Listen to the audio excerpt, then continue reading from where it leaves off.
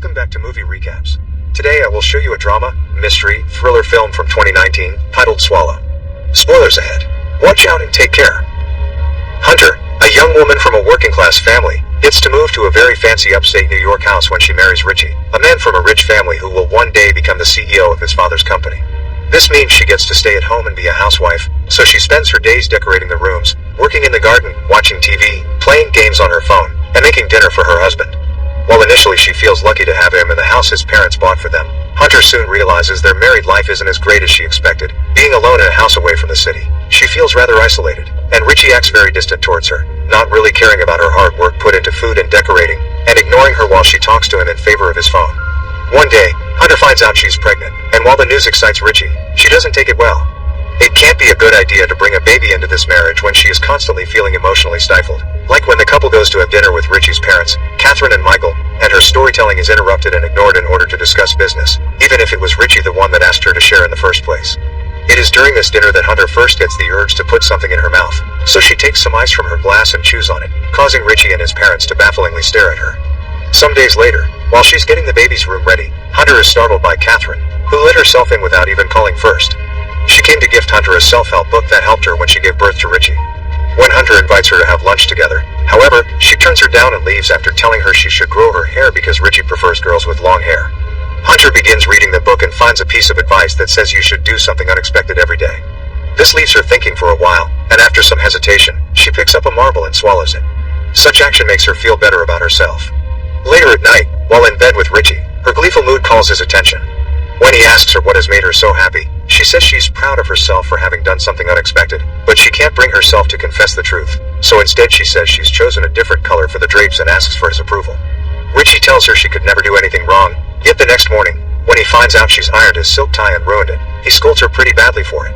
After he leaves for work, Hunter goes to relieve herself and finds that she has expelled the marble, so she puts on some gloves and retrieves it from the toilet. After washing it, she proudly takes it to her room and displays it on her boudoir. A couple of days later, while she's watching a documentary about motherhood and giving birth, Catherine calls her and invites her to come over to her place. They chat about the jobs they had before they were married, and Catherine wonders if Hunter is truly happy or she's faking it. Hunter replies she is very happy, but it's clear that she's lying. Sometime later, Hunter is vacuuming the carpet when she finds something stuck in the vacuum cleaner, a thumbtack. She takes it to the kitchen counter and stares at it for a while before putting it in her mouth, only to spit it seconds later when it hurts her tongue. After checking the injury on the mirror, she returns to the living room, where she stares at the thumbtack again when she feels it calling for her.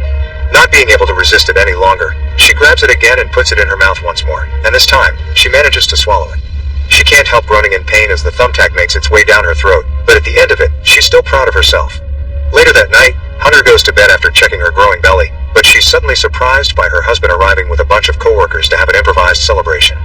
While changing into nicer clothes, she starts feeling pain in her abdomen and rushes to the bathroom, where she expels the thumbtack and some blood in the toilet. Not wanting to be discovered, she hurries to clean it all up, and when Richie comes to check on her, she lies and says she's fine. Richie believes her even when he sees her trembling. Hunter goes downstairs, ready to join the men outside, but steps back when she discovers a blood stain on her clothes. While she washes the stain away in the kitchen sink, she's approached by one of Richie's coworkers, who asks her for a hug because he's lonely.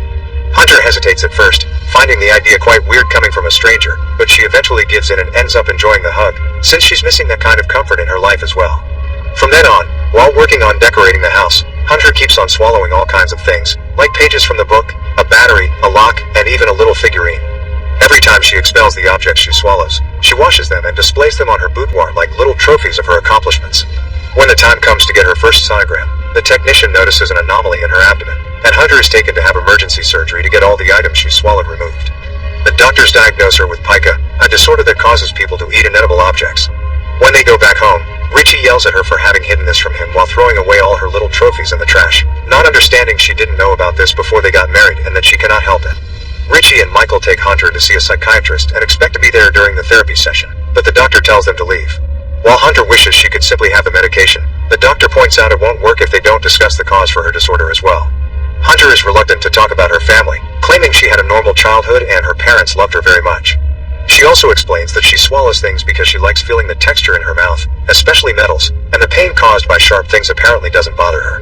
Catherine visits Hunter later and teaches her some healthy recipes, claiming that her issue is simply a disconnect between her brain and what her stomach wants. She and Michael also bring help in the form of Louie, an immigrant from Syria that will keep an eye on her while Richie is at work.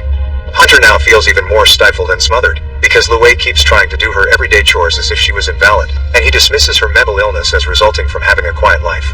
Whenever she needs to go to the bathroom, Louie checks her clothes to be sure she isn't hiding any objects she could swallow while he isn't looking, but he doesn't know that Hunter has already hidden a little bag under the toilet containing various screws and other little metal knickknacks that she keeps on eating. When she returns to therapy, the doctor expresses concern over her having swallowed a battery and a needle, which could have killed her. Hunter says eating those things made her feel under control. Before leaving, she brings up her mother, and is about to confess something about her childhood when she suddenly changes her mind and says goodbye to the doctor without adding more. Later that day, they celebrate Richie's birthday at home with all their friends. When one of his co-workers accidentally mentions stomach pumping, she apologizes to Hunter for the comment, making her realize Richie has told everyone about her disorder. She confronts him about it outside, saying she doesn't want people to know, but he dismisses her feelings, saying he doesn't want her to ruin his birthday party. After the party is over, while the couple is making love, Hunter gets particularly aggressive in her movements and finishes before Richie can. When he points this out, Hunter makes him apologize for telling his friends about her condition and promise that he still loves her unconditionally. During the next therapy session, the doctor makes Hunter finally reveal the family issue she's been hiding. It turns out her dad isn't her actual biological father. Her mother got pregnant after a stranger she met at a bar followed her home and took advantage of her. Hunter knows the name of the man, William Irwin, and carries a picture of him she cut from the newspaper when they announced he would serve time.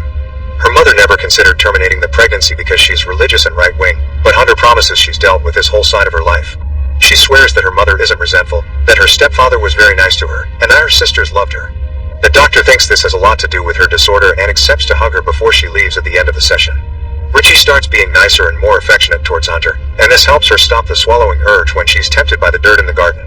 However, her happiness doesn't last long. When she enters the house, she overhears Richie and her doctor talking and learns her husband has bribed the psychiatrist to tell him everything she's said during their sessions. After he leaves, she goes through a panic attack and has trouble breathing, so she hides under the bed for safety. That's where Louie finds her moments later, and since she won't come out, he decides to offer his company by joining her there and patting her shoulder.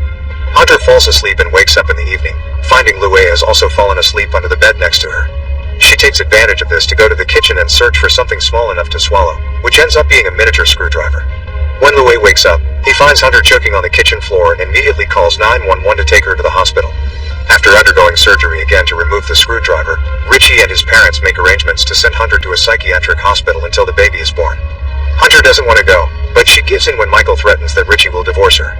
After signing the papers, Catherine makes her leave her engagement ring to take good care of it, and she also asks her to leave the phone, but Hunter refuses because she has her games in it. When they are about to leave, she goes back to her room to retrieve her charger and Louie finally takes pity on her, so together they make up a little plan. Hunter escapes the house through the window while Louie goes to the bathroom to open the sink tap and close the door to make it look like she tricked him under the excuse of needing to use the toilet. By the time the family realizes what has happened and begins to search for her, it is too late. Hunter has crossed the woods and made it to the road, where she hitchhikes to a motel. After taking some dirt from the plants outside and hiding it in her pockets, she rents a room and calls Richie to tell her that while she did have feelings for him, she rushed into their marriage and the baby only to make him happy. Richie tries to promise things will change for the better using a very sweet tone, but when Hunter still refuses to go back, he gets pretty aggressive and tells her he'll hunt her down while insulting her, so she just hangs up on him. After destroying her cell phone so it can't be tracked, Hunter watches TV while eating dirt, then goes to sleep. The following morning, she calls her mother to ask permission to visit, clarifying it's an emergency, and her mom says she would love to see her but the house is currently crowded because of her sister and the new baby. Distressed, Hunter hangs up on her too and hitchhikes to the suburbs, where her biological father Irwin lives. Irwin's family is celebrating his birthday, so Hunter sneaks in pretending to be just another guest. After going to the bathroom to throw up all the dirt she ate last night, she finally approaches Irwin and his wife, Lucy, who thinks she's the mother of one of her daughter's friends. Using the excuse of helping them clean, Hunter follows them to the kitchen for more privacy and mentions her mother's name, which greatly shocks Irwin when he hears it. He quickly recovers though, and makes up a story about Hunter's mom being an old school friend of his that he saw recently and invited her to the party. Hunter plays along and adds that she came because her mother couldn't. After Lucy leaves to put their daughter to bed, Irwin asks Hunter if she came to ruin his life, but she only wants an explanation, so he gives her one. Irwin explains he did it because it made him feel powerful and special, almost like a god, but when he went to jail, they beat him so bad he needed to wear a colostomy bag. That made him realize he was no god, just an awful person. Hunter wonders if he's ashamed of her and if this makes her the same as him, but he assures her that's not the case and it isn't her fault, giving her the closure she needed. Afterward, Hunter visits a clinic to get pills to end the pregnancy. She takes them while having lunch in a mall's food court, so when her body finally reacts and it's time to experience the termination, she does it in a public restroom. When she comes out, she smiles at her reflection in the mirror, finally feeling free. Make sure to subscribe and turn on notifications so you can watch more videos like this. Thanks for watching.